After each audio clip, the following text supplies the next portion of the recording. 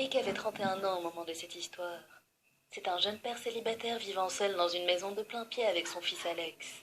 Tout a commencé la veille de Noël, lorsque Alex était âgé de 5 ans.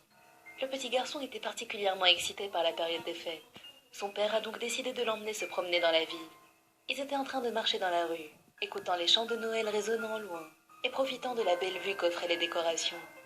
Leur promenade les a menés à la rue principale. Il y avait 3 vieilles dames en train de chanter sur la place. Et Alex a sorti son téléphone pour les filmer afin d'en faire une story Instagram, comme le faisaient toutes les personnes qui l'entouraient. Il a baissé les yeux à un moment donné et a vu que son fils Alex recouvrait ses oreilles de ses mains. Eric s'est arrêté de filmer et s'est baissé vers Alex pour lui demander ce qui n'allait pas, mais son fils a refusé de répondre. Du coin de l'œil, Eric pouvait voir que la vieille dame qui se tenait au centre du groupe était en train de sourire de manière effrayante à son fils, avec un énorme sourire dérangeant.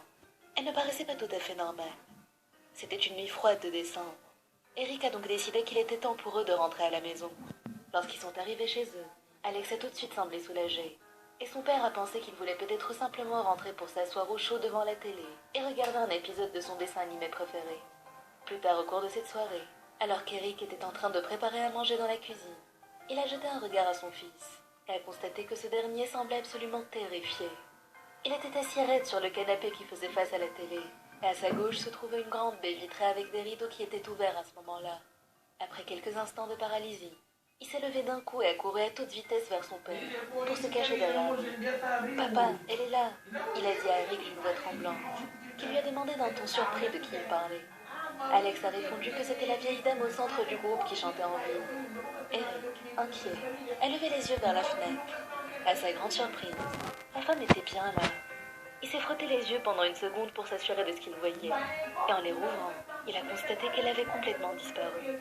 Plutôt effrayé désormais, Eric a sorti son téléphone et a appelé la police, en leur expliquant avec précision ce qui venait de se passer. 3 policiers se sont déplacés à son domicile, et Eric leur a de nouveau raconté ce qui s'était passé. Un des policiers lui a alors tendu une photo, qui semblait plutôt ancienne. La vieille dame y était. La policière lui a demandé s'il reconnaissait la femme, et si c'était bien elle qui était à leur fenêtre. Eric a répondu oui sans hésiter.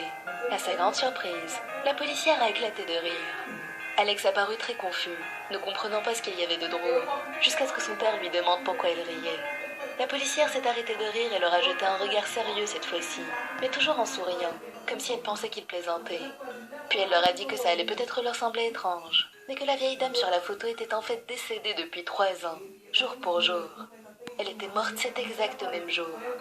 Le cœur d'Eric s'est emballé, et en regardant son fils, il a vu qu'il avait l'air encore plus effrayé qu'avant. Il a essayé de le calmer, mais il n'arrivait pas à croire lui-même à ce qu'ils étaient en train de vivre. Les 2 autres policiers, qui avaient profité de la discussion pour inspecter les environs, leur ont dit qu'ils n'avaient trouvé aucune trace de qui que ce soit. Ça n'avait aucun sens. Une fois les policiers partis, Eric a mis son fils au lit, l'a bordé, puis il est allé dans sa propre chambre.